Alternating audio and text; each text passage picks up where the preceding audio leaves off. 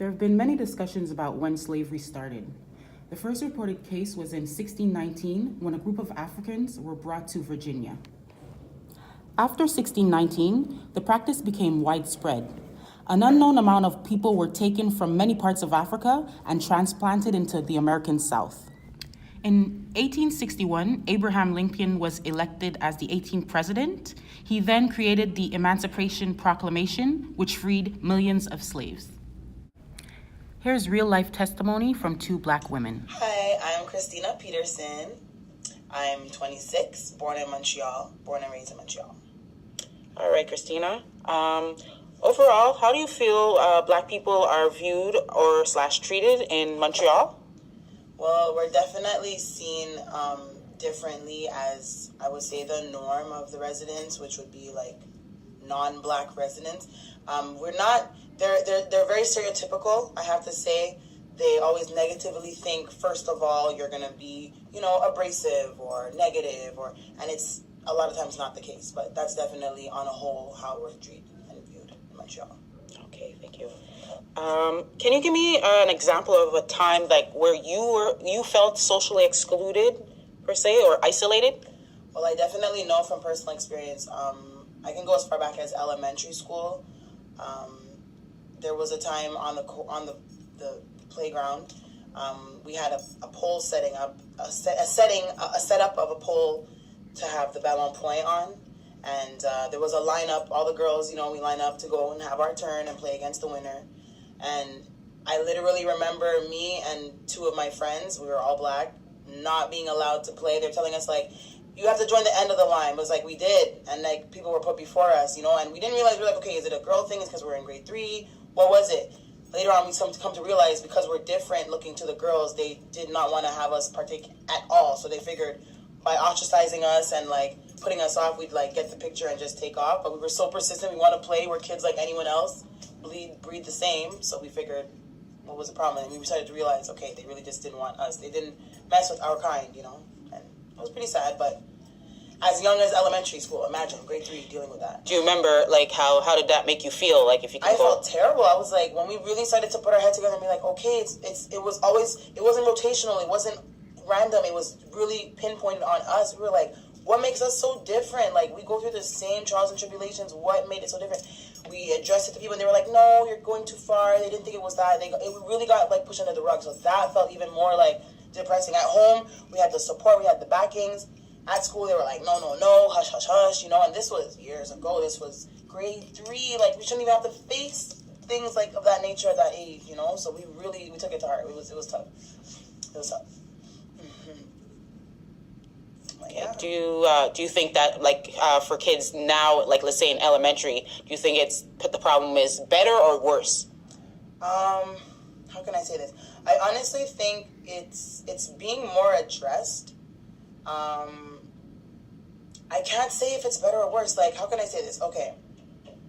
I just feel it's more on the tip of the tongue now. It was so hush-hush and so, tabooed and quieted before, to where now it's I'm not kidding. I brought my sons to the bus stop the other day, and I heard one of the kids say, the Chinese boy has it. And I was just no, my kids are 7 and 5. I was just why can't it be the guy with the blue school bag?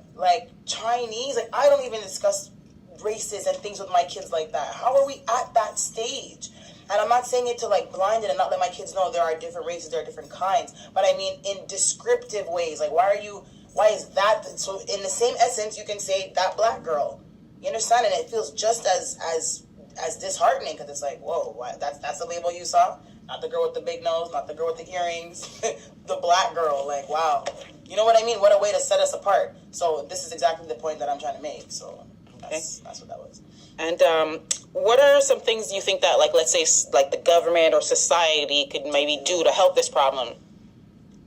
I mean, okay, so there's definitely not a lot of, I could be naive to the situation, correct me if I'm wrong, but I think we should have more enlightening workshops, Black run, obviously, because you need, how else would you learn about Black people other than through Black people?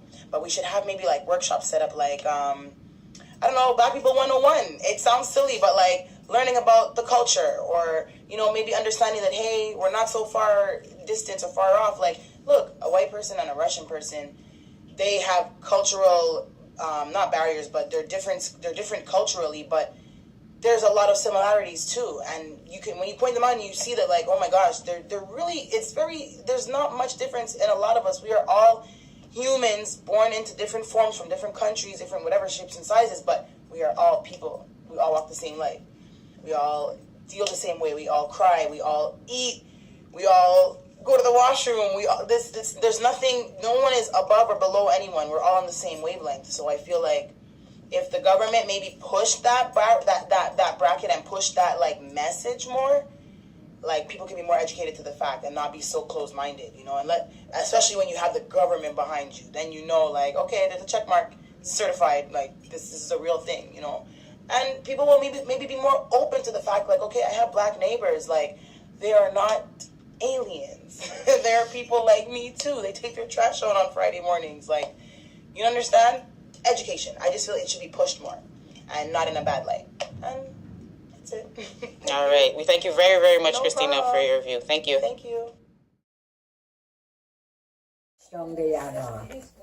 So, Shirley, overall, how do you feel Black people are viewed in Montreal, basically?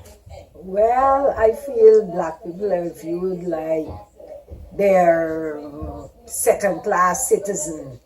They're thieves, they're liars, they're cheats. Everything that's bad, they seem to associate with Black people. Okay. Can you give me an example of, like, your personal, like, of an example of when you felt you were socially excluded? On the bus, you'll be on the bus and there's a seat available. There's a seat available next to you, but there nobody would sit there because you're a Black person sitting there, and they don't want to sit beside a Black person. They feel as if you're going to steal something or you smell bad or something like that. That's the general attitude. Okay. And what are some things that you think maybe that the government or, say, society could do to help, like, this problem for, let's say, Black people or the Black woman? Well, maybe more funding, more educating people more about other ethnic cultures and ethnic people. Okay. And could you describe, like, basically the feeling of being socially excluded as a Black woman? How does that make you feel? Feel like crap because everybody want to feel good about themselves, but when people do that, they exclude you, you feel like there's something wrong with you. And you said, obviously, you're an immigrant person that became a Canadian citizen. What's the different attitude versus in your hometown, Georgetown, Guyana, and Canada? Do you feel is there a big difference? Yes, socially, economically, there's a great big difference. Okay, do you find that people, like Black people generally, are treated better in Georgetown, Guyana versus in Canada, or Montreal specifically? Of course, Yes. because there's more of a variety. There's like a variety of people, not just, Black, white. There's more of a variety. Okay, well, I thank you very much, Shirley, for your time. Thank you. You're welcome.